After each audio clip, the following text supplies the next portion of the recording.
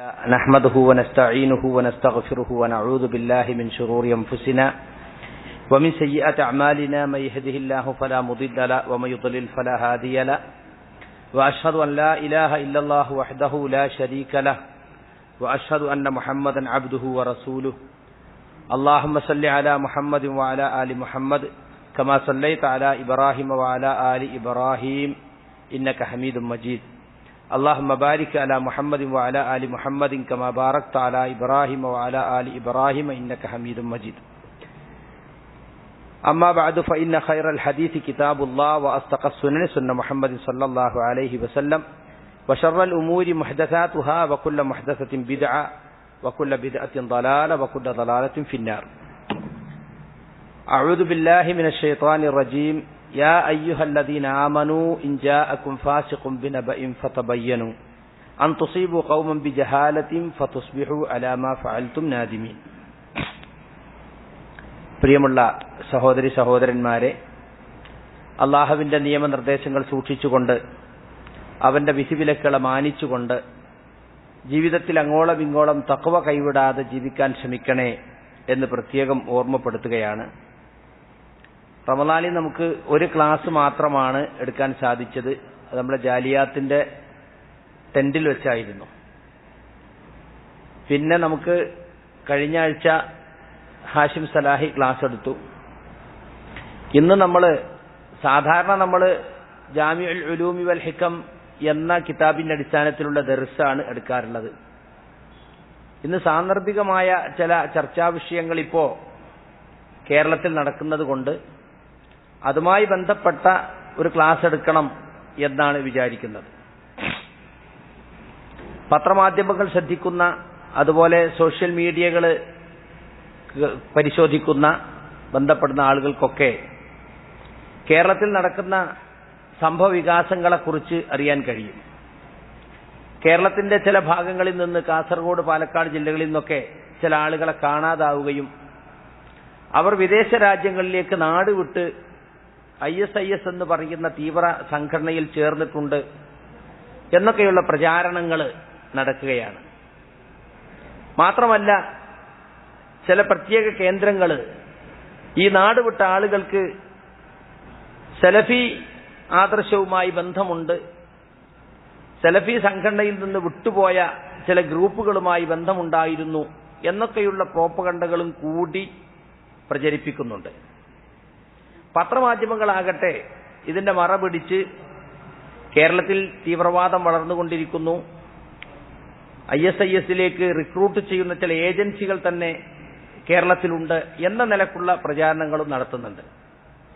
നമ്മുടെ director of general, പോലീസിന്റെ director general DGP പറയുന്നത് ഈ പോയ ആളുകളൊന്നും ISISൽ ചേർന്നു വന്നതിന് ഇതുവരെയും ഒരു സ്ഥിരീകരണവും ലഭിച്ചിട്ടില്ല.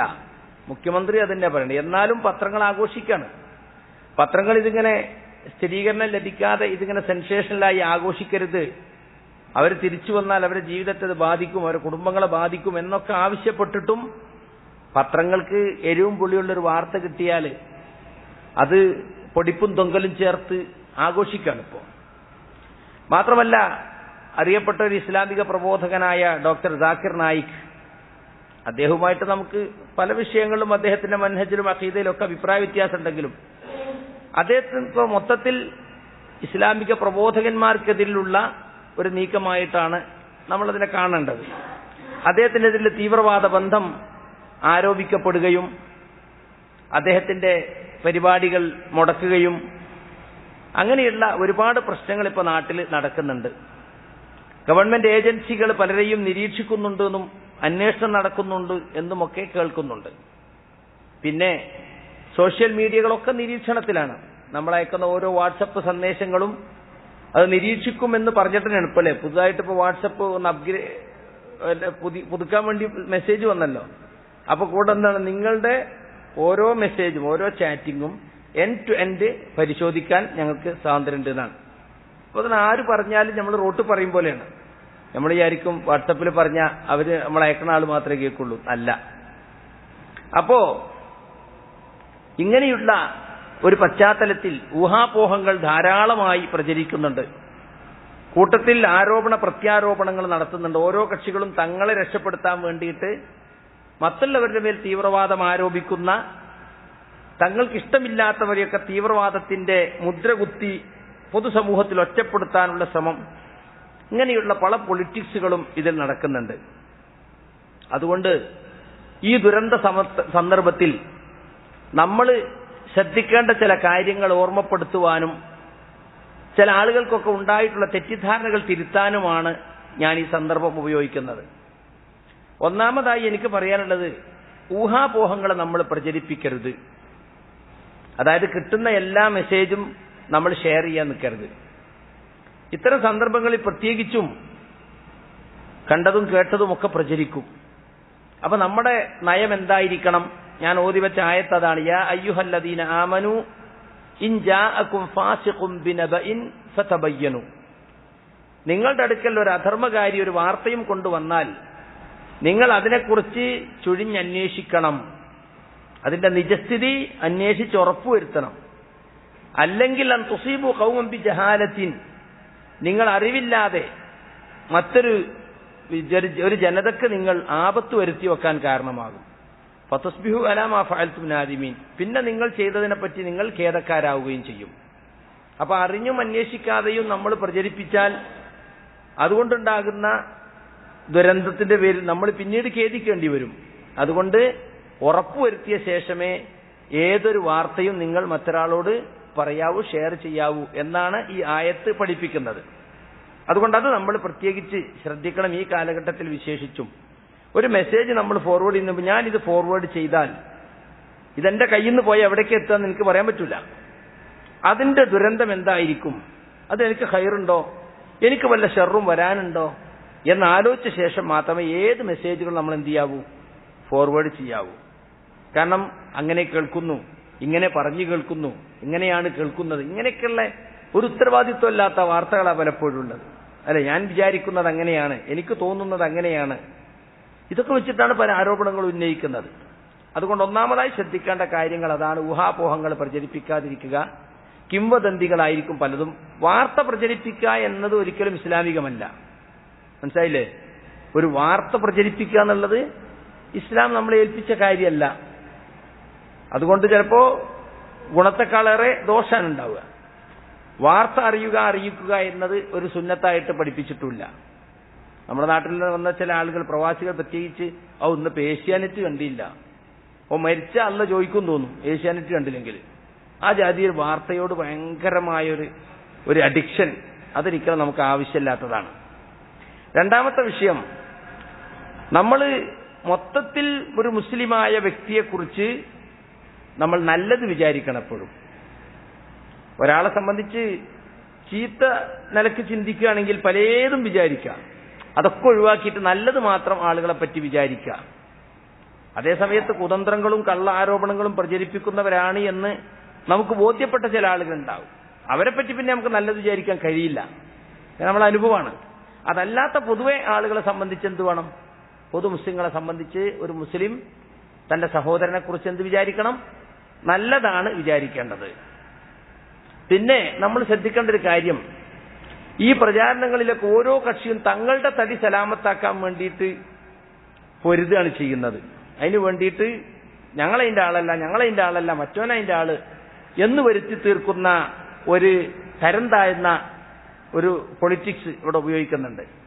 നമ്മൾ മനസ്സിലാക്കേണ്ടത്, മൊത്തത്തിൽ ഇസ്ലാമിനെയും ഇസ്ലാമിക ദഅവത്തിനെയും ഇകഴ്ത്തി കാണിക്കലും കഴിയുമെങ്കിൽ കേരളത്തിൽ നിന്ന് അതിനെ ഉന്മൂലനം ചെയ്യലുമാണ് നമ്മുടെ ശത്രുക്കളുടെ ഉദ്ദേശം.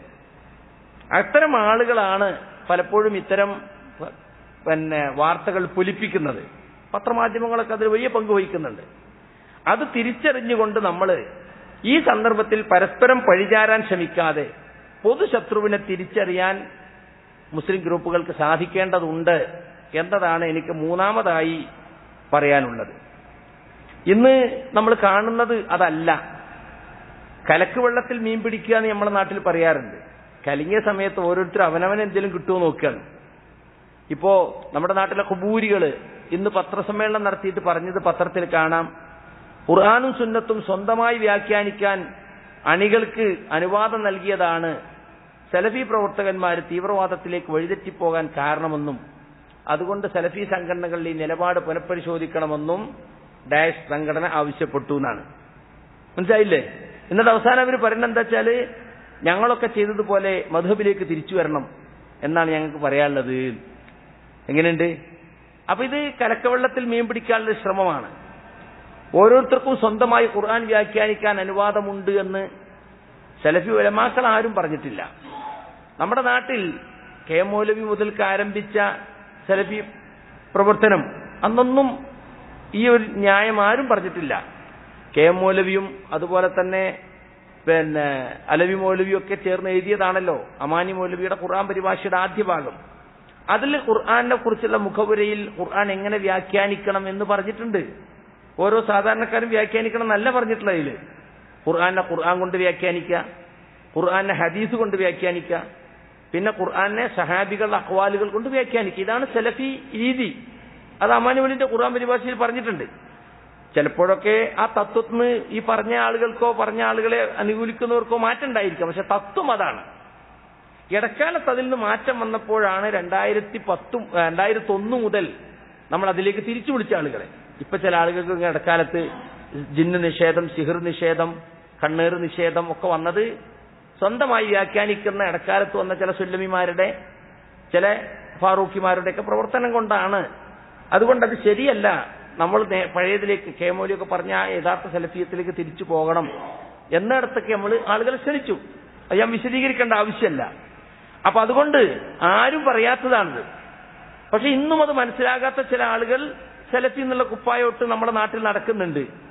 ആളുകളെയും പ്രസ്ഥാനത്തിൽ നിന്ന് നമ്മൾ പറയാൻ ഉദ്ദേശിക്കുന്നില്ല. സ്വന്തമായിട്ട് ഖുർആൻ വ്യാഖ്യാനിക്കാൻ ഓരോ വ്യക്തിക്കും അനുവാദമുണ്ടെന്ന് വിശ്വസിക്കുന്ന അല്പം ചില ആളുകൾ ഉണ്ടാവും. പക്ഷേ ഒരിക്കലും അത് സലഫികളുടെ നിലപാടല്ല എന്ന് നമ്മൾ മനസ്സിലാക്കണം. പിന്നെ തീവ്രവാദത്തിലേക്ക് സലഫികൾ പോകുന്നത് ഈ നിലപാട് കൊണ്ടാണ്, ഖുർആൻ വ്യാഖ്യാനിക്കുന്നതുകൊണ്ടാണ്. അത് ഭയങ്കരമായ ദുരാരോപണമാണ്. ഏതെങ്കിലും ഒരു സലഫി ഖുർആൻ സ്വന്തം വ്യാഖ്യാനിച്ചിട്ട് തീവ്രവാദമാണ് ശരിയെന്ന് പറഞ്ഞിട്ട് അതിലേക്ക് പോയിന്ന് ആരും ഇതുവരെ തെളിയിച്ചിട്ടില്ല. മാത്രമല്ല കേരളത്തിൽ മറ്റുള്ള മതസംഘടനകളെക്കാൾ ഏറെ തീവ്രവാദത്തെ ആദ്യം മുതൽക്ക് തന്നെ മുസ്ലിം തീവ്രവാദത്തെ എതിർത്തിട്ടുള്ളത് നമ്മളാണ്, അല്ലേ? മഅദനി പ്രത്യക്ഷപ്പെട്ട കാലത്ത് മതവും തീവ്രവാദവും എന്ന് പറഞ്ഞ് ക്യാമ്പയിൻ നടത്തുമ്പോൾ മുസ്ലിം സംഘടനകൾ ആരുമില്ല. കാരണം ഇയാളുടെ കൂടെ ചെറുപ്പക്കാരുണ്ട്, ഇയാളെ നമ്മൾ എതിർത്താൽ നമ്മൾ ഒറ്റപ്പെടും എന്ന് രാഷ്ട്രീയ സംഘടനകളും മറ്റുമൊക്കെ മതസംഘടനകളൊക്കെ മടിച്ചു നിൽക്കുമ്പോഴാണ് നമ്മളെന്ത് ഇസ്ലാമും തീവ്രവാദം എന്ന് പറഞ്ഞിട്ട് ക്യാമ്പയിൻ തുടങ്ങിയത്. അന്ന് ഇപ്പൊ ഈ ആക്ഷേപിക്കുന്ന ഈ കുബൂരികൾ എന്താ പറഞ്ഞത്? തീവ്രവാദം തെറ്റും ശരിയും. ശരിയായ തീവ്രവാദം ഉണ്ട്, തെറ്റായ തീവ്രവാദം ഉണ്ട്. എന്നിട്ട് ഞാനുമ്മ കളി, കോഴി അരുമക്കേറിയ കളി കളിച്ച ആളുകളാണ് ഇപ്പം എന്ത് ചെയ്യുന്നത്? നമ്മളെ പേരിൽ തീവ്രവാദം ആരോപിക്കുന്നത്. മനസ്സിലായില്ലേ? അപ്പൊ സുഹൃത്തുക്കളെ, പിന്നീടാണ് മുസ്ലിം രാഷ്ട്രീയ പാർട്ടികളും മറ്റുള്ളവരൊക്കെ രംഗത്ത് വന്നത്. മാത്രല്ല ഇവരെ സംബന്ധിച്ചിടത്തോളം സലഫി ആദർശം തന്നെ തീവ്രവാദമാണെന്ന് അവരെ വാദം. അള്ളാഹുവിനെ മാത്രമേ വിളിച്ച് പ്രാർത്ഥിക്കാവൂ, അവന്റെ പേരിൽ മാത്രമേ നേർച്ച വഴിപാടുകൾ നടത്താവൂ എന്ന് പറഞ്ഞാൽ തന്നെ തീവ്രവാദമാണെന്ന് അവരെ വാദം. നേർച്ച പാടില്ല, മൗലൂദ് പാടില്ല, മരിച്ച വീട്ടിൽ അടിയന്തരങ്ങൾ പാടില്ല എന്നൊക്കെ പറഞ്ഞാൽ തന്നെ തീവ്രവാദമാണെന്നാണ് ഈ കൂട്ടർ പറയുന്നത്. പിന്നെ അവരിപ്പോ നമ്മളെ തീവ്രവാദം ആരോപിക്കുന്നതിൽ യാതൊരു പുതുമയല്ല. നമ്മൾ ആദർശം തന്നെ തീവ്രവാദമാണെന്നാണ് അവർ പറയുന്നത്. മാത്രല്ല ലോകത്തുടനീളം സലഫി ഉലമാക്കളെ എടുത്ത് പരിശോധിച്ചാൽ അൽ ഖായിദയാകട്ടെ അല്ലെങ്കിൽ മറ്റേതെങ്കിലും സംഘടന, തീവ്രവാദ സംഘടനകളാകട്ടെ, ഈ പറഞ്ഞ ISIS എന്ന് പറഞ്ഞ ദായിഷ് ആകട്ടെ, ഇതൊക്കെ പ്രത്യക്ഷപ്പെട്ട കാലത്തു തന്നെ സലഫി ഉലമാക്കൾ അതിനെപ്പറ്റി പറഞ്ഞിട്ടുണ്ട്. ഇത് ഖവാരിജുകളുടെ ബാക്കിയാണ്, ഇത് തീവ്രവാദമാണ് എന്ന് പറഞ്ഞിട്ട് അതിനെ എല്ലാ പണ്ഡിതന്മാരും കേരളത്തിൽ മാത്രമല്ല ലോകത്തുടനീളം സലഫി ഉലമാക്കൾ എതിർത്ത ചരിത്രമാണുള്ളത്. മനസ്സിലായില്ല? അപ്പൊ അതുകൊണ്ട് സലഫിയത്തുമായി ഇതിനെ കൂട്ടിക്കെട്ടാനുള്ള ശ്രമം കലക്ക് വെള്ളത്തിൽ മീൻ പിടിക്കാനുള്ള ഒരു ശ്രമം മാത്രമാണ് എന്ന് നമ്മൾ മൊത്തത്തിൽ മനസ്സിലാക്കണം. പക്ഷെ ഇത് തിരിച്ചറിയാതെ ചില സലഫി സംഘടനകൾ തന്നെ എന്ത് ചെയ്യുന്നുണ്ട്? ചില ചെറുപ്പക്കാർ ഇപ്പോൾ ആത്മീയ തീവ്രതയിലേക്ക് പോകുന്നുണ്ട്, അങ്ങനെ ആത്മീയ തീവ്രതയിലേക്ക് പോയിട്ട് അവർ തീവ്രവാദത്തിൽ എത്തിപ്പെടുന്നുണ്ട് എന്നൊക്കെ പറഞ്ഞിട്ട് അവരും മീൻ പിടിക്കാൻ ശ്രമിക്കുക. ഒരു ഔദ്യോഗിക സലഫി സംഘടനയുടെ യുവജന വിഭാഗം കാസർഗോഡ് സെമിനാർ നടത്തുന്നത് പത്രത്തിൽ കണ്ടു. തീവ്ര ആത്മീയതയ്ക്കെതിരെ എന്നാണ് അവരെ സെമിനാറിന്റെ തലക്കെട്ട്. മാത്രമല്ല കഴിഞ്ഞ ഒരു പതിറ്റാണ്ടായി തീവ്ര ആത്മീയതയുടെ പുതിയ രൂപങ്ങൾക്കും നിലപാടുകൾക്കുമെതിരെ ഞങ്ങൾ പോരാടിക്കൊണ്ടിരിക്കുകയാണ്.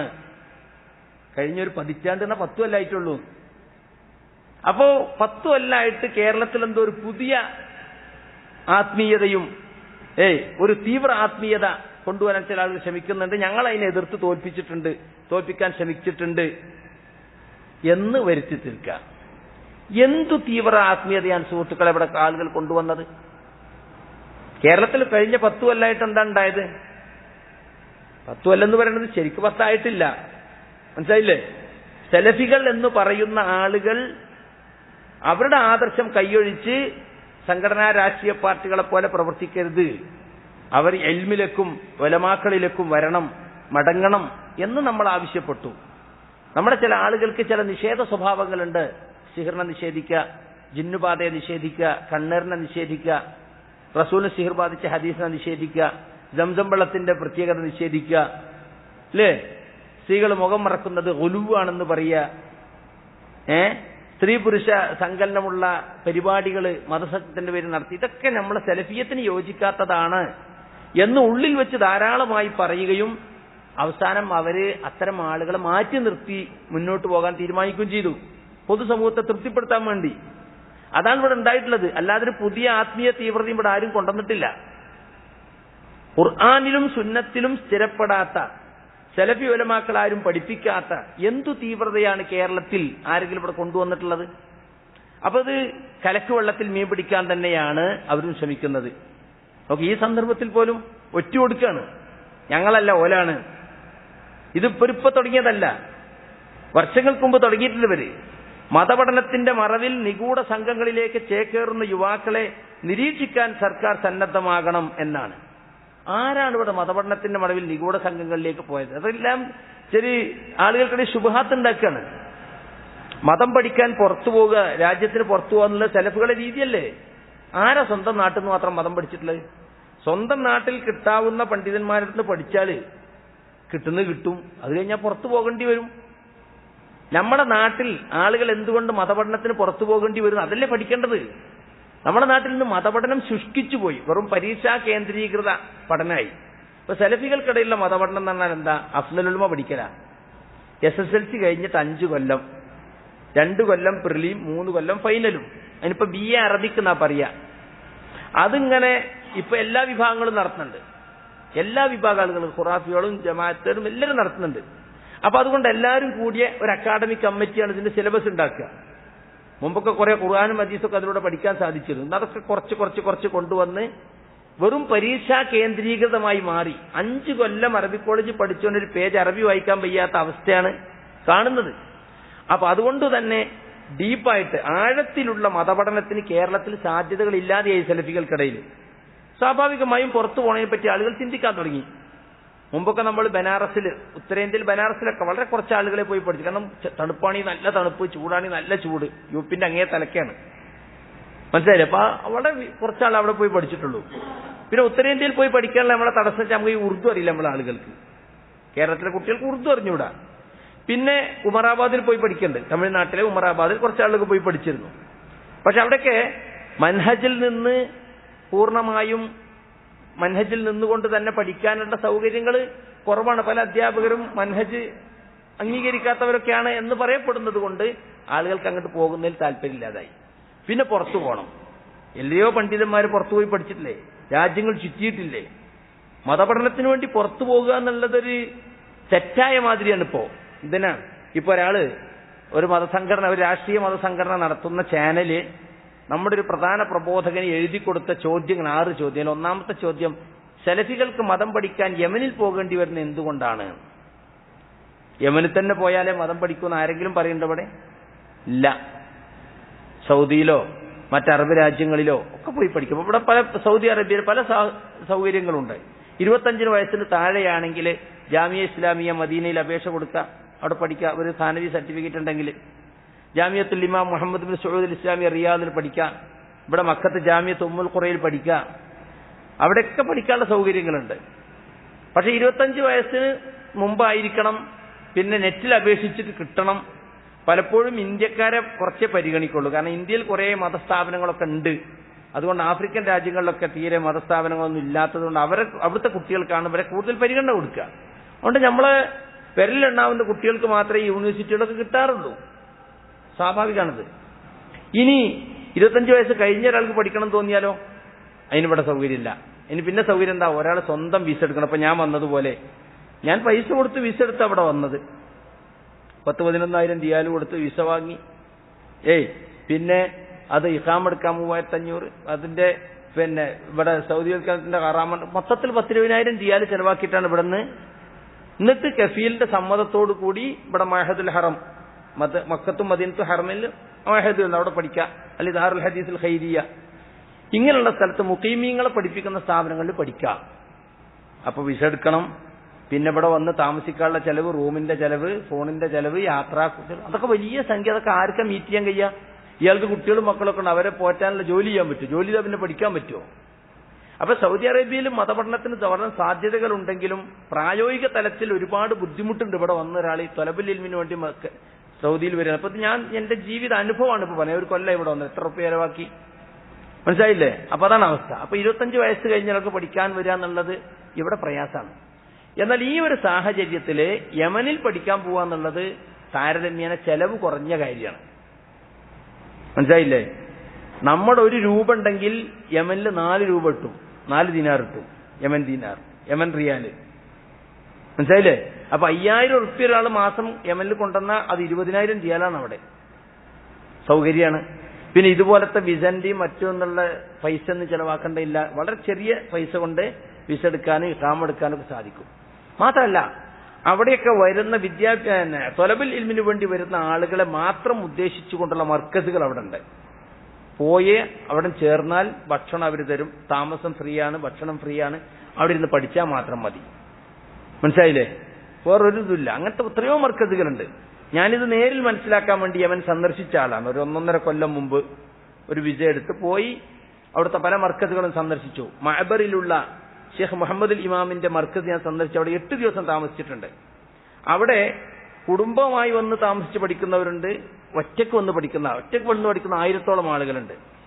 ഏതാണ്ട് 700-ഓളം കുടുംബങ്ങൾ അതിന് ചുറ്റും യമന്റെ പല ഭാഗത്തും പിന്നെ മറ്റ് പല രാജ്യങ്ങളിൽ നിന്നും വന്നിട്ട് അവർക്കൊക്കെ അവരുടെ വീടിന്റെ വാടക, അവർ വീട്ടുകാർക്കുള്ള ഭക്ഷണത്തിനുള്ള സാധനങ്ങളൊക്കെ ഇവിടുന്ന് കൊടുക്കുക, മർക്കസിന് കൊടുക്കുക. എന്താ പണി? പഠിക്കുക.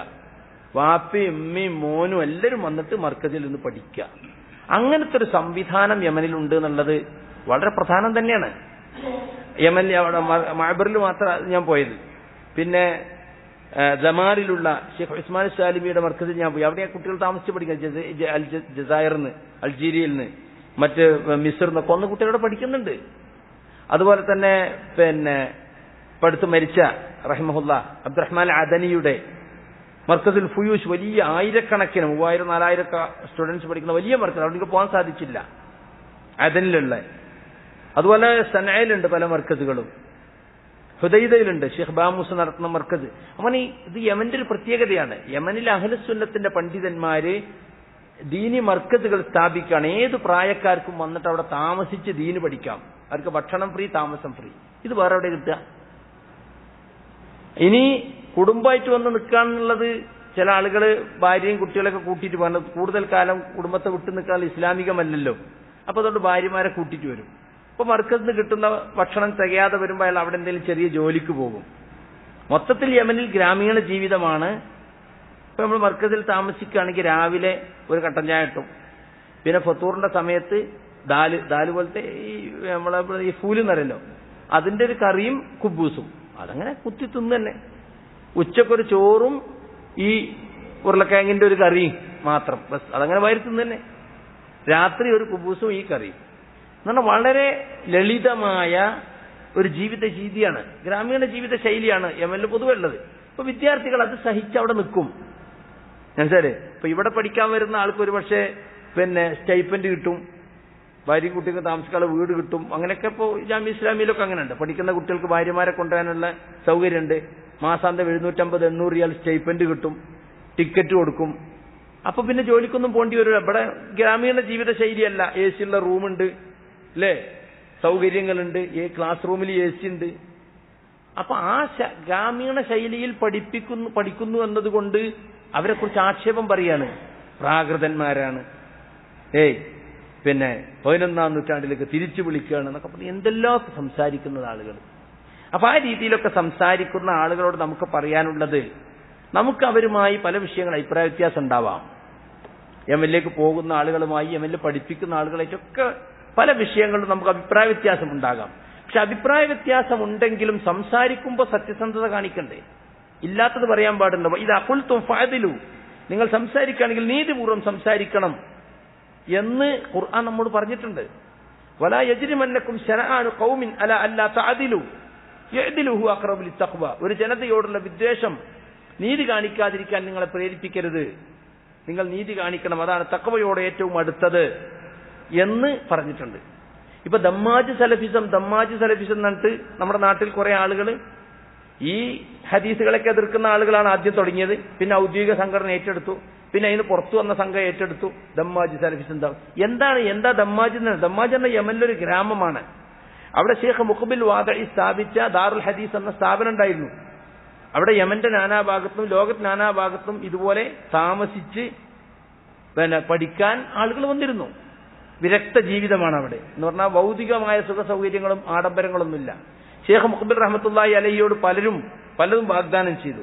ഇപ്പൊ കുവൈത്തിലെ ജമിയത്ത് ഇഹ്യാഉത്തുറാസ് സഹായിക്കാന്ന് പറഞ്ഞു. പക്ഷെ ഗവൺമെന്റ് വഴിക്ക് ഞങ്ങൾ സഹായിക്കുള്ളൂ പറഞ്ഞു. ഷെയ്ഖ് മുഖബിൽ നമുക്ക് ആ സഹായം വേണ്ട, ഞങ്ങൾ ആരും നിങ്ങൾ വിലക്കെടുക്കണ്ടെന്ന് പറഞ്ഞു.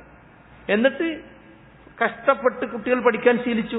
ഗ്രാമീണ ജീവിതശൈലി ഇതിപ്പോ യമനിൽ മാത്രമല്ല, യമന്റെ നാനാഭാഗത്ത് മാത്രമല്ല, ആഫ്രിക്കൻ ഇപ്പൊ മൊറിത്താനിയയിൽ പഠിക്കാൻ പോകുന്നുണ്ട് ആളുകൾ. അവിടെയൊക്കെ ശരിക്കും മരുഭൂമിയാണ്. മരുഭൂമിയിൽ ചെറിയ ഗ്രാമീണ ജീവിത ശൈലിയാണ്, കറണ്ടില്ലാത്ത സ്ഥലങ്ങളുടെ അവിടെ.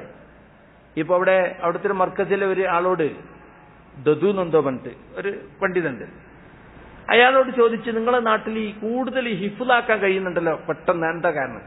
അദ്ദേഹം ഞങ്ങൾക്ക് ഷവാഗിലുകളില്ല, ഞങ്ങളെ ശ്രദ്ധ തിരിപ്പിക്കുന്ന ഒരു കാര്യമല്ല, മൊബൈലില്ല, ഇന്റർനെറ്റ് ഇല്ല, അങ്ങനത്തെ ഒന്നുമില്ല. അവർക്ക് പഠിക്കുക, ഭക്ഷണം കഴിക്കുക, പഠിക്കുക, വായിക്കുക, വേറെ ചിന്തകളും ശ്രദ്ധകളൊന്നുമില്ല. അപ്പൊ നമ്മളൊരു മക്കത്ത് വന്നിറങ്ങിയപ്പോ എന്താണ് അമ്പരചുംബികളായ ബിൽഡിങ്ങുകൾ, അല്ലേ, വലിയ ആധുനിക സൗകര്യങ്ങൾ കണ്ടിട്ട് ആളെ ശ്രദ്ധ തെറ്റിപ്പോകും. മനസ്സിലായില്ലേ? ഇബാദത്തിന്റെ ശ്രദ്ധ തെറ്റിപ്പോകുന്ന ഒരാൾക്ക് വന്നിട്ട്. അപ്പൊ അങ്ങനത്തെ ഗ്രാമീണ ശൈലിയിൽ പഠിക്കുന്ന സൗകര്യങ്ങൾ ഇപ്പൊ ആഫ്രിക്കൻ രാജ്യങ്ങളിലൊക്കെ ഉണ്ട്. മനസ്സിലായില്ലേ? ഇപ്പൊ ഇവിടെയൊക്കെ ലുഗയിൽ നല്ല മുൻപിൽ നിൽക്കുന്ന ശങ്കീറ്റിമാരാണ്. ശങ്കീത്ത് ആഫ്രിക്കൻ രാജ്യമല്ലേ, പിന്നെ മൊറിത്താനിയ പോലുള്ള സ്ഥലങ്ങളിൽ നിന്ന് വന്ന ആളുകളാണ് ശങ്കീത്തിമാര്. മനസ്സിലായില്ലേ? അപ്പൊ അത് ഗ്രാമീണ ജീവിത ശൈലി സ്വീകരിച്ചു എന്നതുകൊണ്ട് അവരെ പറ്റി പ്രാകൃതന്മാരാണെന്നോ സന്യാസം സ്വീകരിച്ചവരാണെന്നൊക്കെയാണ് ഇപ്പൊ നമ്മുടെ നാട്ടിലെ ആളുകൾ പറയുന്നത്. ഷെയ്ഖ് മുഖ്ബിർ റഹ്മത്തുള്ളാഹി അലൈഹിക്ക് ശേഷം അവിടെ ദർസെടുത്തിരുന്നത് ഷെയ്ഖ് യഹ്യ അൽ ഹജൂരിയാണ്. അവരായിട്ടൊക്കെ നമുക്ക് പല വിഷയങ്ങൾ അഭിപ്രായ വ്യത്യാസമുണ്ട്. പക്ഷെ അതിന്റെ പേരിൽ ഈ തീവ്രവാദ ആരോപണം നമുക്ക് അംഗീകരിച്ചു കൊടുക്കാൻ പറ്റുമോ? ഷെയ്ഖ് യഹ്യ അൽ ഹജൂരി ആകട്ടെ, അദ്ദേഹത്തിന്റെ ശിഷ്യന്മാരാകട്ടെ, ഷെയ്ഖ് മുഖ്ബിലാകട്ടെ, ആരും തന്നെ ഈ ISIS-നെയോ അൽ ഖായിദയോ ഒന്നും അംഗീകരിച്ചിട്ടില്ല. എല്ലാവരും അതിനെ എതിർക്കുക ചെയ്തിട്ടുള്ളത്. എന്നൊക്കെ നിങ്ങൾക്ക് നെറ്റില് കലാമുൽ ഉലമായി അല ദാഇഷ് എന്ന് അടിച്ചു കൊടുത്താൽ ഉലമാക്കളുടെ അഭിപ്രായങ്ങൾ നിങ്ങൾക്ക് കിട്ടും. തുടക്കം മുതലേ പണ്ഡിതന്മാർ, ഇവിടുത്തെ സൗദി അറേബ്യയിലെ പണ്ഡിതന്മാരും യമനിലെ പണ്ഡിതന്മാരും എല്ലാവരും റസൂൽ സല്ലല്ലാഹു അലൈഹി വസല്ലമയോട് ധിക്കാരം കാണിച്ച ഖവാരിജികളുടെ പിന്മുറക്കാരാണിവർ എന്ന് തീർത്ത് പറഞ്ഞിട്ടുണ്ട്. ഇപ്പതാ ഈ പുസ്തകം കണ്ടോ, ഇതിപ്പോ ഒരു MA-യുടെ തിസീസാണ്. അൽ ഖിസ്സത്തുൽ കാമില ലി ഖവാരിജി അസ്രിന, ഇബ്രാഹിം ഇബ്നു സാലിഹ് അൽ ഹുമൈദ് എന്ന് പറയുന്ന ആളുടെ ഒരു മാജിസ്റ്ററിന്റെ തിസീസാണ്. നമ്മുടെ ഈ കാലഘട്ടത്തിലെ ഖവാരിജികളുടെ പൂർണ്ണ ചിത്രം. മനസ്സിലായില്ലേ? ഇതിന് മുനാഖശ നടത്തിയ ദുക്തൂർ ഹുസൈൻ ആലി ഷെയ്ഖാണ്, ദുക്തൂർ സഊദ് അൽ ഖലഫാണ് മറ്റൊന്ന് ഈ തിസീസിന് മുനാഖശ നടത്തിയത്. അപ്പൊ ഇത് പുസ്തകമായിട്ട് ഇറങ്ങിയിട്ടുണ്ട്. 400 ചില്ലാണ് പേജിൽ ഈ പുസ്തകം വെറും 10 റിയാലിനാണ് കൊടുക്കുന്നത് ഈ വിഷയം ആളുകളെ പഠിപ്പിക്കാൻ വേണ്ടിയിട്ട്. അപ്പൊ പഴയ ഖവാരിജികളും ഇന്നത്തെ ഖവാരിജികളും തമ്മിലുള്ള ആദർശ ബന്ധവും ശരിക്കും ഇത് വ്യക്തമായി പറഞ്ഞിട്ടുണ്ട്. വലിയ നല്ല പുസ്തകമാണിത്. അപ്പൊ ഇങ്ങനെ ഇതിനെതിരിൽ പണ്ട് മുതൽക്ക്, തുടക്കം മുതൽക്കു തന്നെ പ്രതികരിച്ചിട്ടുള്ളവരും എതിർത്തുള്ളവരും സലഫി ഉലമാക്കൾ. സലഫികൾക്കിടയിൽ എന്ത് അഭിപ്രായ വ്യത്യാസം? ഈ വിഷയത്തിൽ എന്തില്ല, രണ്ടഭിപ്രായമില്ല. ISIS ഖവാരിജാണെന്നുള്ള കാര്യത്തിലോ അല്ലെങ്കിൽ അൽ ഖായിദ അത് തെറ്റാണെന്നുള്ള കാര്യത്തിൽ ഒരു അഭിപ്രായ വ്യത്യാസവും ഇല്ല എന്നത് നമ്മൾ മനസ്സിലാക്കണം. ഇപ്പൊ പറഞ്ഞിട്ടില്ലേ, ആട് സെലഫിസം, ആടും താടിയും ആട് ജീവിതം എന്നൊക്കെ പറഞ്ഞ് പരിഹസിക്കാണ്. ആട് നോക്കുന്നത് ഒരു തെറ്റായ കാര്യമല്ല. ഗ്രാമീണ ജീവിത ശൈലിയിൽ ജീവിക്കുന്ന ആൾ ആട് നോക്കിയിട്ട് ആടുകളെ കറന്നിട്ട് അതിന്റെ പാല് കുടിക്കും, ആടുകൾ പെറ്റുവരി അതിനെ വിറ്റിട്ട് അതുകൊണ്ട് ജീവിക്കും. ഇന്നും അങ്ങനെ ജീവിക്കുന്ന ആളുകളുണ്ട്. ഈ സൗദി അറേബ്യയിൽ പോലും ഉണ്ട് ഇല്ലേ, ചില ഗ്രാമീണ സ്ഥലങ്ങളിലൊക്കെ. എന്താ പരിഹസിക്കാനുള്ളതിന്? ആട് നോക്കുക എന്നുള്ളത് തെറ്റായ കാര്യമാണ്. പ്രവാചകന്മാർ ആട് നോക്കി ജീവിച്ചിട്ടുണ്ട്. പക്ഷെ ആട് നോക്കൽ മാത്രമേ തൊഴിലായി സ്വീകരിക്കാവൂന്നൊന്നും ആരും പറയില്ല. ഗ്രാമീണ ജീവിത ശൈലി സ്വീകരിച്ച ആളുകൾ ചിലപ്പോൾ അവിടെ ആട് നോക്കലുണ്ടോ? അപ്പൊ നമ്മുടെ നാട്ടിൽ ആട് ഫാം നടത്തല്ലോ കുറെ ആളുകൾ. എന്നിട്ട് എന്താ കുഴപ്പമുണ്ടോ? വലിയ പരിഷ്കാരികൾ ആട് ഫാം നടത്തുക. കാരണം അവർക്കറിയാം ആട് ഫാം നടത്തിയാൽ വേഗം പൈസ ഉണ്ടാക്കാൻ പറ്റുന്നു. ഒരാട് പ്രസവിച്ചാൽ 3-4 കുട്ടി ഉണ്ടാവും. 6 മാസം കഴിഞ്ഞാൽ ഉറുപ്പ്യ എത്രയായി? മനസ്സിലായില്ലേ? പിന്നെ പാല് വിൽക്കാം, അറുത്ത് വിറ്റാലും പൈസ കിട്ടും. അങ്ങനെയുള്ളത്. അപ്പൊ അതുകൊണ്ടൊക്കെ പരിഹസിക്കാൻ പാടുണ്ടോ? പിന്നെ താടി സലഫി ഉലമാക്കളൊക്കെ പറഞ്ഞിട്ടാണ് താടി വുജൂബാണ്. നമ്മുടെ നാട്ടിലിപ്പോ ഇതൊക്കെ പൊതുസമൂഹത്തിൽപ്പെട്ട ചില ആളുകൾ തൃപ്തിപ്പെടുത്താൻ വേണ്ടി താടിയെ പരിഹസിക്കാൻ തുടങ്ങിയിട്ടുണ്ട്. പല സലഫികളായിരുന്ന ആളുകൾ. അവന്റെ താടി കണ്ടില്ലേ? എല്ലാവരും താടി വെക്കുന്നുണ്ടെങ്കിൽ താടി തീവ്രതയുടെ അടയാളമായിട്ട് മുസ്ലിങ്ങൾ കരുതൂല. ഇത് ചില ആൾ മാത്രം വെക്കുന്നതുകൊണ്ടാണ്. എന്താ അവന് താടിയില്ലല്ലോ, ഓൻ നല്ല നിസ്കരിക്കുന്ന ആളാണല്ലോ, ആചാര്യക്ക് താടിയില്ലല്ലോ, നിസ്കരിക്കുന്ന ആളാണല്ലോ, നിങ്ങൾക്ക് മാത്രം എന്തൊരു താടി, അപ്പൊ നിങ്ങൾക്ക് സ്പെഷ്യൽ താടിയാണ് എന്ന രൂപത്തിൽ കാണുന്നതുകൊണ്ടാണ്. എല്ലാവരും ഈ സുന്നത്ത് എടുക്കാത്തോണ്ടാ. ഇത് വാജിബല്ല, സുന്നത്താണെന്ന് എല്ലാവരും അംഗീകരിക്കുന്നില്ലേ? ഇവിടുത്തെ പണ്ഡിതന്മാരൊക്കെ ഇത് വാജിബാണെന്നാ പറയുന്നത്. KM മൗലവി 1959 സൗദിയിൽ വന്നിട്ട് ഇവിടുത്തെ രാജാവിന് കൊടുത്ത നിവേദനത്തിൽ എന്താ പറഞ്ഞത്? നിങ്ങളുടെ നാട്ടിൽ ചില സാലൂണുകൾ തുറന്നതായി ഞങ്ങൾ കാണുന്നു. ഇവിടെയാണ് യഥാർത്ഥ ഇസ്ലാമിക ഭരണമുള്ളെന്ന് അഭിമാനത്തോടെ പറയുന്ന കേരളത്തിലെ സെലഫികളാണ് ഞങ്ങൾ. ഇവിടെ വന്നു നോക്കുമ്പോൾ സെലൂണുകൾ തുറന്നിട്ട് ഇവിടെ താടി ഒടിച്ചു കൊടുക്കുന്നു. ഇവിടുത്തെ പണ്ഡിതന്മാരൊക്കെ ഇത് ഹറാമാണെന്ന് പറയുന്നവരല്ലേ? അതുപോലെ നിങ്ങൾ റേഡിയോ തുറന്നാൽ മ്യൂസിക് കേൾക്കുന്നു. ഇവിടുത്തെ പണ്ഡിതന്മാർ ഇത് ഹറാമാണെന്ന് പറയുന്നവരല്ലേ എന്നാണ്. കണ്ടോ? ഇതിപ്പോ ഞങ്ങൾ ഇവിടെ ഹറമിലൊക്കെ വിതരണം ചെയ്യേണ്ട ലഘുലേഖയാണ്. അത്തഹദീർ മിൻ ബഅദിൽ മആസി, ചില തെറ്റുകളെ കുറിച്ചുള്ള മുന്നറിയിപ്പ്. എന്തൊക്കെ? അൽ ഗിന, എന്താ? സംഗീതം. അത്തസ്വീർ, ഫോട്ടോഗ്രാഫി. ഷുർബു ദുഖാൻ, ബീഡിവലി.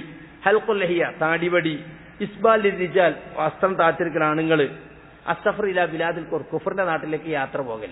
ഇതിനെക്കുറിച്ചുള്ള ഫത്വകളാണ് ഈ പറയുന്ന 10 പേജുള്ള ഈ ലഘുലേഖയിലുള്ളത്.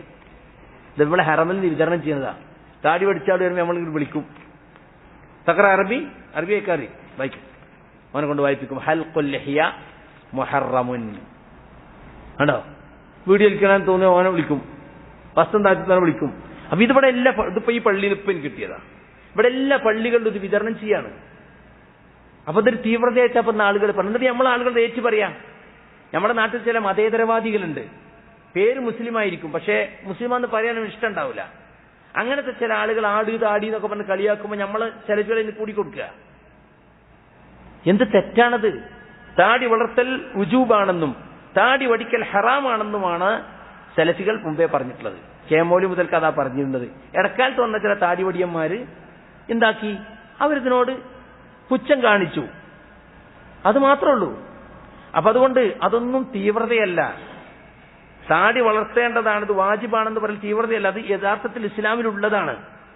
ഇപ്പൊ ചില ആളുകൾ അമലൊന്നും ഉണ്ടാവില്ല. മാലി മൗലൂദ് ഒഴിവാക്കി, ജാർത്തുങ്ങ പോലും നിർത്തി, നേർച്ചയൊക്കെ ഒഴിവാക്കി, ഒക്കെ തേഞ്ഞു. പിന്നെ അവന്റെ ജീവിതമൊക്കെ ഇവിടുത്തെ മറ്റേ നാടന്മാരമാരി തന്നെ. താടി വടിക്കും, ബീഡി വലിക്കും, ബാങ്കിലായിരിക്കും പലിശേറ്റ് ബന്ധമുണ്ടാവും, ജീവിതത്തിലൊരു സൂക്ഷ്മത ഉണ്ടാവില്ല, വസ്ത്രം നിലത്തൂടി ഉണ്ടാവും, പൊന്നിന്റെ പെണ്ണുങ്ങൾ തട്ടം കൂട്ടിയിരുന്നുണ്ടാവില്ല, അവന്റെ വീട്ടിലെപ്പോഴും മ്യൂസിക് ആയിരിക്കും. പേര് സെലഫിയാണ്. ഇങ്ങനത്തെ കുറെ സെലഫികൾ വന്നപ്പോ യഥാർത്ഥത്തിൽ ദീൻ ജീവിതത്തിൽ കൊണ്ടുവരുന്ന ആളുകൾ തീവ്രവാദി എന്ന് പറയാൻ തുടങ്ങി. അവനാൻ ചെയ്യാത്തത് വേറൊരാൾ ചെയ്യുമ്പോഴേ അത് തീവ്രതയൊക്കെ എങ്ങനെ? ഖുർആനിലും ഹദീസിലും സ്ഥിരപ്പെട്ടതും സെലഫികളാണെന്ന് പറയുന്നവർ ചെയ്യേണ്ടതുമായ കാര്യങ്ങൾ പൊതുസമൂഹത്തിന് വേണ്ടി മാറ്റി വെച്ചിട്ട് വലിയ നേതാവായിരിക്കും, പക്ഷെ താടി ഉണ്ടാവില്ല, നായന്മാരെ പോലെ നമ്പൂരിനെ പോലെ താടി ഒടിച്ചിട്ട് നടക്കുന്നത്. അത് തെറ്റല്ലേ? അത് കുഫാറുകൾ, മജൂസ്. നമ്മളെ ഹറമിൽ ഒരാളോട് ചോദിക്കും, നിങ്ങൾക്കറിയാം താടി വടിക്കൽ എവിടുന്ന് വന്നാൽ? റസൂൽ സല്ലല്ലാഹു അലൈഹി വസല്ലം ഒരിക്കൽ പോലും താടി വടിച്ചിട്ടില്ല, ഒരൊറ്റ സഹാബിയും താടി വടിച്ചിട്ടില്ല. പിന്നെ എവിടുന്ന് വന്നു? ഇത് മുശ്രിക്കുകളിൽ നിന്ന്, യഹൂദികളിൽ നിന്ന്, ക്രിസ്ത്യാനികളിൽ നിന്ന്, മജൂസികളിൽ നിന്ന്. ഖാലിഫുൽ മുശ്രിക്കീൻ അഅഫുൽ ലിഹ, നിങ്ങൾ താടി വളർത്തണം, മുശ്രിക്കുകളോട് എതിരാകണം, ചിലൽ ഖാലിഫുൽ മജൂസ്, മജൂസുകൾക്കെതിരാകണം എന്ന് പറഞ്ഞിട്ടുണ്ട്. അപ്പൊ ഇതൊക്കെ അനുഷ്ഠാന തീവ്രതയാണ് എന്ന് പറഞ്ഞ് നമ്മളെ പേടിപ്പിക്കുമ്പോൾ നമ്മൾ പേടിക്കാൻ നിൽക്കണം. എന്തെന്നാണ് അനുഷ്ഠാന തീവ്രത? ഇസ്ലാം പറഞ്ഞതിനപ്പുറത്തേക്ക് പോകല തീവ്രത അല്ലേ? റസൂലുള്ളാഹി സ്വല്ലല്ലാഹു അലൈഹി വസല്ലമയുടെ വീട്ടിൽ 3 ആളുകൾ വന്നു. എന്നിട്ട് റസൂൽ സല്ലല്ലാഹു അലൈഹി വസല്ലമയുടെ ഇബാദത്തുകളെ പറ്റിയൊക്കെ ചോദിച്ചറിഞ്ഞു. അപ്പോ ഭാര്യമാരൊക്കെ പറഞ്ഞു കൊടുത്തപ്പോ വന്നോൽക്ക് തോന്നി, ഓ ഇത് പോരല്ലോ, നമ്മൾ വിചാരിച്ചത്രയൊന്നും ഇല്ലാലോ, കുറവല്ലുള്ളൂ. അപ്പൊ അവർ തീരുമാനം എടുക്കുകയാണ്, ഞമ്മക്കിത് പോരാ.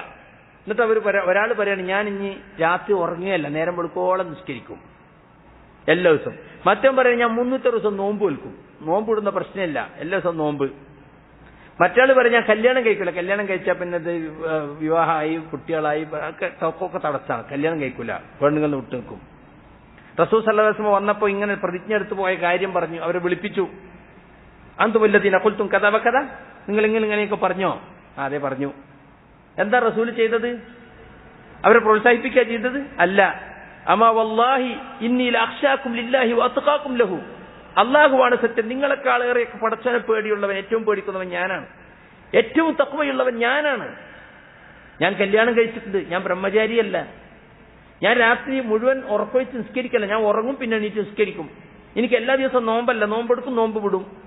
ഫമൻ റഗിബ അൻ സുന്നത്തി ഫലൈസ മിന്നി, എന്റെ ഈ സുന്നത്തിന് ആര് വെറുക്കുന്നുവോ അവൻ എന്റെ കൂട്ടത്തിൽപ്പെട്ടവനല്ല. അപ്പൊ അനുഷ്ഠാന തീവ്രത ഇതാണ്. ഇതിനെതിർത്തു. ഇസ്ലാം വെച്ചിട്ടുള്ള അതിർവരമ്പുകളെ മറികടന്നാൽ അതിനെതിർക്കും. അതിന് ഇവരൊക്കെ എതിർക്കുന്നതിനേക്കാൾ ഏറെ എതിർക്കുന്നവരാണ് നമ്മള്. നമ്മളെ കുറിച്ച് അനുഷ്ഠാന തീവ്രത. എന്നിട്ട് അതിന് ക്യാമ്പയിൻ നടത്തുകയാണ് ഇപ്പോ. തീവ്ര ആത്മീയതക്കെതിരെ ഇസ്ലാമിക് സെമിനാർ നടത്താൻ പോണു. എന്തിനാ? പൊതുസമൂഹത്തിന്റെ കയ്യടി വാങ്ങിയിട്ട് ഞങ്ങളൊന്നും ഇതിലില്ല എന്ന് പറയാൻ വേണ്ടിയിട്ട്. ഇതൊക്കെ താൽക്കാലികമായ ചില ഗുണങ്ങൾ കിട്ടുന്നല്ലാതെ ഇതൊന്നും ആർക്കും ഉപകാരം ചെയ്യൂല. പിന്നെ കുടുംബത്തെ ഉപേക്ഷിച്ച് നാട് വിടണം എന്നാണ് ഇവർ പഠിപ്പിക്കണത്. ആരാ അങ്ങനെ പഠിപ്പിച്ചത്? ഇപ്പൊ നാട് വിട്ട ചില ആളുകൾ എന്ന് പറഞ്ഞാൽ ഇസ്ലാം സ്വീകരിച്ചവരാ. അവർക്ക് ഓരോ കുടുംബത്തിൽ നിൽക്കാൻ കഴിയുമോ? നിൽക്കാൻ RSS അയക്കുവോ? ഒരുത്ത ഇസ്ലാമതം സ്വീകരിച്ചു, വേറെ ഇസ്ലാമം സ്വീകരിച്ച പെണ്ണിനെ കെട്ടി, ഓൻ പറ്റൂല അറിഞ്ഞു, അവസാനം കോടതിയിൽ നിന്ന് അവൾക്ക് ഓളെ കെട്ടണത്. ഓരിപ്പോ കുടുംബമായിട്ട് ബന്ധം മുറിഞ്ഞു എന്നാണ് വലിയ അത്ഭുതം ഉണ്ടായില്. ഞാൻ ചോദിക്കട്ടെ, ഗൾഫിൽ വന്നിട്ട് അതോ കഴിഞ്ഞ മെയ് മാസം വരെ ബന്ധപ്പെട്ടിരുന്നത്, മെയ് 5 എത്രയായി? അപ്പൊ ഇത് പത്രത്തിൽ വാർത്തയായി, മെയ് മാസത്തിൽ ബന്ധപ്പെട്ട് ഇതുവരെ ബന്ധപ്പെട്ടില്ല.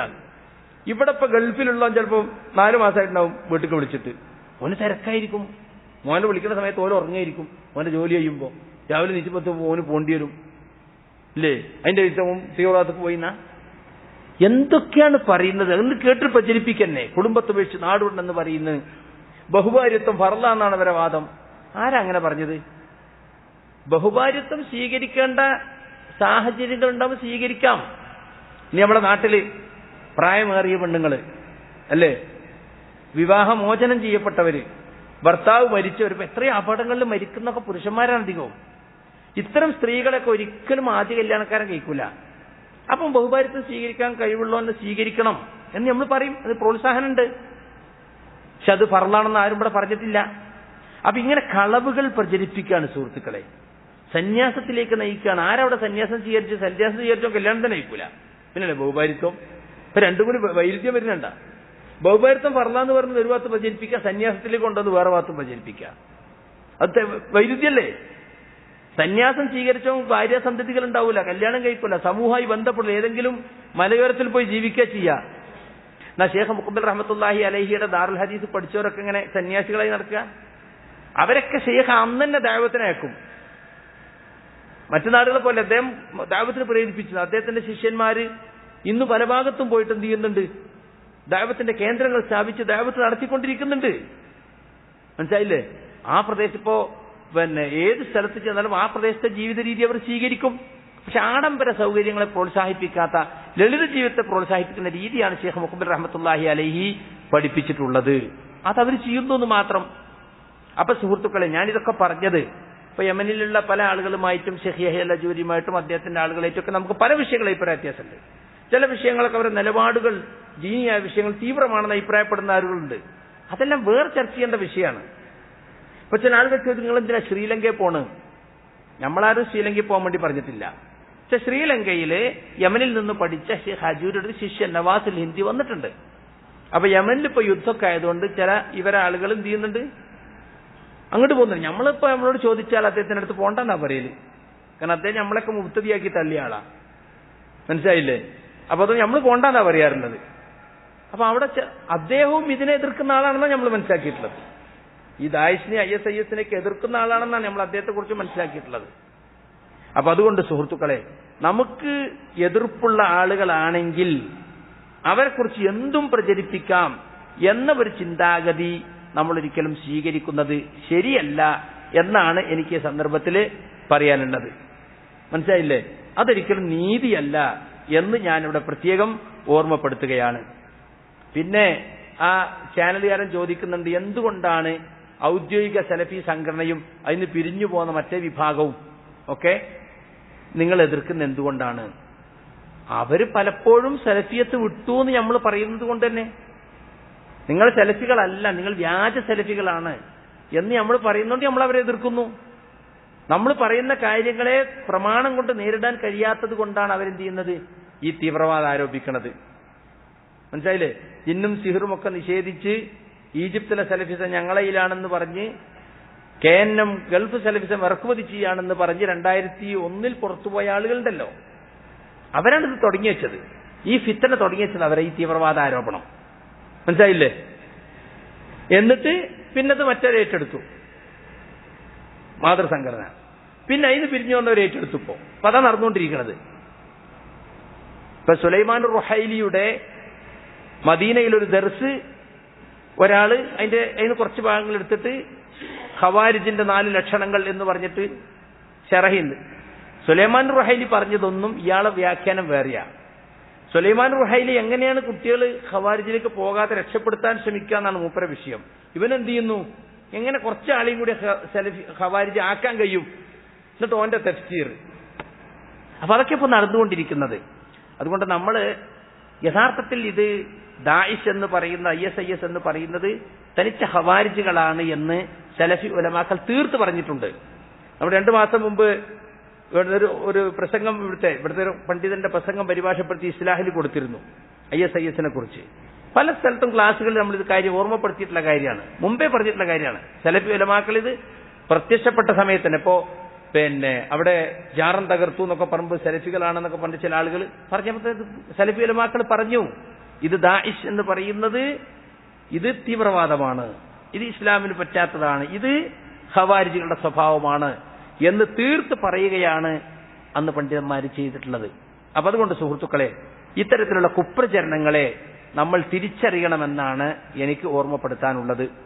നമ്മുടെ പേരിൽ ഈ ആരോപിക്കുന്ന ആളുകൾക്ക് അള്ളാഹുവിന്റെ അടുത്ത് എന്ത് മറുപടിയാ പറയാണ്ടാവുക?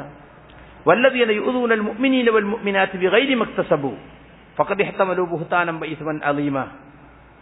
മുഅ്മിനുകളായ ആളുകളെ അവർ ചെയ്യാത്തതിന്റെ പേരിൽ ദ്രോഹിക്കുന്നവർ, ചെയ്യാത്ത വിഷയങ്ങൾ പറഞ്ഞിട്ട് ഉപദ്രവിക്കുന്നവർ, അവർ കള്ള ആരോപണവും വ്യക്തമായ പാപവും പേറിയിരിക്കുന്നു എന്നാണ് ഖുർആൻ പഠിപ്പിക്കുന്നത്. അതുകൊണ്ട് ഇത് നമുക്കൊരു പരീക്ഷണമാണ്. ഈ പരീക്ഷണത്തിൽ നമ്മൾ വിജയിക്കണം, ഈ പരീക്ഷണത്തെ നമ്മൾ മറികടക്കണം. ഇത് ഇസ്ലാമിനെതിരെയുള്ളൊരു ഗൂഢാലോചനയാണ്. ഇസ്ലാമിലേക്ക് വരുന്നവരൊക്കെ, പുതുതായി ഇസ്ലാം സ്വീകരിക്കുന്നവരൊക്കെ IS-ലേക്കാണ് പോകുന്നത് എന്നൊരു പ്രചാരം ഉണ്ടാക്കാനാണ് ഇപ്പോൾ കേരളത്തിൽ ശ്രമിക്കുന്നത്. ഇപ്പൊ പാലക്കാട്ടിൽ നിന്ന് പോയ എഹിയ എന്ന് പറയുന്ന ആളും മറ്റൊക്കെ അവർ പുതുതായി ഇസ്ലാം സ്വീകരിച്ച ആളുകളാണ്. അപ്പൊ അവർ IS-ലേക്ക് പോയി എന്ന് അവരുടെ കുടുംബങ്ങൾ പത്രസമ്മേളനം നടത്തി പറയാണ്. ഒരു തെളിവുമില്ല, അവർ ശ്രീലങ്കയിൽ പോയെന്നാ പറയണത്. അപ്പോ ഇസ്ലാം തീവ്രവാദമാണ്, അത് വരുത്തി തീർക്കാനാണ് ഇസ്ലാമിന്റെ ശത്രുക്കൾ ശ്രമിക്കണം. ഇസ്ലാം തന്നെ തീവ്രവാദമാണ്. അതുകൊണ്ട് ഇസ്ലാമിലേക്ക് പോവാന്ന് പറഞ്ഞാൽ ഇതാണ്. കാരണം ഇവരുടെ തീവ്രത അങ്ങനെയാണല്ലോ. അല്ലേ, മദീന എന്ന് പറയുന്നത് മദീനത്തുർ റസൂൽ സല്ലല്ലാഹു അലൈഹി വസല്ലം, റസൂലുള്ളാഹിന്റെ അവിടെ പോലും സ്വന്തം ചാവേറായി പൊട്ടിത്തെറിക്കുക എന്ന് പറഞ്ഞ മുസ്ലിമീങ്ങളുടെ പവിത്ര സ്ഥലങ്ങളെ പോലും അനാദരിക്കുക. ഇവരെന്താ വെച്ചാൽ സ്വന്തം ഉമ്മാനെ വരെ, ഉമ്മ മുർത്തദ്ദാണ്, ഉമ്മാനെ കൊല്ലുക, ഉപ്പ മുർത്തദ്ദാണ്. അവരെ സംബന്ധിച്ചിടത്തോളം അവരല്ലാത്ത മറ്റെല്ലാ മുസ്ലിങ്ങളും അവരംഗീകരിക്കാത്തവരൊക്കെ മുർത്തദ്ദുകളാണ്. മുർത്തദ്ദിനെ കൊല്ലുക എന്നുള്ള സ്ഥിതി നമ്മളെ രക്തം അവർക്ക് ഹലാലാണെന്ന് അവർ വിശ്വസിക്കുന്നത്. നിങ്ങളൊന്ന് ആലോചിച്ച് നോക്കി, എന്തൊരു ദുരന്തമാണ്. മനസ്സിലായില്ലേ? അപ്പൊ ഖവാരിജികളുടെ പ്രവർത്തനമാണ് ഇവർ നടത്തിക്കൊണ്ടിരിക്കുന്നത്. അത് പണ്ഡിതന്മാര് വ്യക്തമാക്കിയിട്ടുണ്ട്. അതിനെത്രയോ തെളിവുകൾ സാലി ആലി ഷേഖ് പറഞ്ഞിട്ടുണ്ട്, സാലിൽ ഫൗസാൻ പറഞ്ഞിട്ടുണ്ട്. മനസ്സിലായില്ലേ? എല്ലാവരും പറഞ്ഞിട്ടുണ്ട്. യമനിലെ പണ്ഡിതന്മാരൊക്കെ പറഞ്ഞിട്ടുണ്ട്. എല്ലാവരും കലാമുൽ ഉലമാ അലാ ദാഇശ് എന്നും ഉലമാ സലഫി എന്നിട്ട് അടിച്ചു കൊടുത്താൽ നമുക്ക് കിട്ടും. അപ്പൊ അതുകൊണ്ട് ഇത് ഒരു ഗൂഢാലോചനയാണ്. സലഫിയത്തിനെതിരിലും ഇസ്ലാമിനെതിരിലും അഹ്ലുസുന്നത്തിനെതിരിലുമുള്ള ഒരു ഗൂഢാലോചനയാണ്. ഈ പറഞ്ഞ തീവ്രവാദികളെയൊക്കെ തുടക്കം മുതലേ എതിർത്തിട്ടുള്ളവരാണ് സലഫി ഉലമാക്കൾ. പക്ഷേ സലഫി ആദർശം തന്നെ തീവ്രവാദമാണെന്ന് പറയുന്നവർക്ക് ഇപ്പൊ കിട്ടിയൊരു കച്ചിത്തുരുമ്പാണ്. അവരത് ഉപയോഗിക്കുകയാണ്. അതറിയാതെ സലഫികളെന്ന് പറയുന്ന ആളുകൾ ഇതിന് കൂടിക്കൊടുക്കുകയാണ്. തൽക്കാലം ഞങ്ങളല്ല ഇതിന്റെ ആൾ ഓരാണെന്ന് പറഞ്ഞിട്ട് കൈക്കൊള്ളി കൊണ്ടാണ് അവർ തല ചൊറിയുന്നത് എന്ന് അവർ ഓർമ്മിക്കട്ടെ. അവർ ഓർമ്മിപ്പിക്കാൻ ഞാൻ ഈ സന്ദർഭം ഉപയോഗിക്കുകയാണ്. താൽക്കാലിക ലക്ഷ്യത്തിന് വേണ്ടി തങ്ങളുടെ സംഘടനയെ തടിസലാമത്താക്കാൻ വേണ്ടിയിട്ട് മറ്റുള്ളവർ തീവ്രവാദം ആരോപിച്ചാൽ അതിന് കൊടുക്കേണ്ടി വരുന്ന വില വലിയ വിലയായിരിക്കും.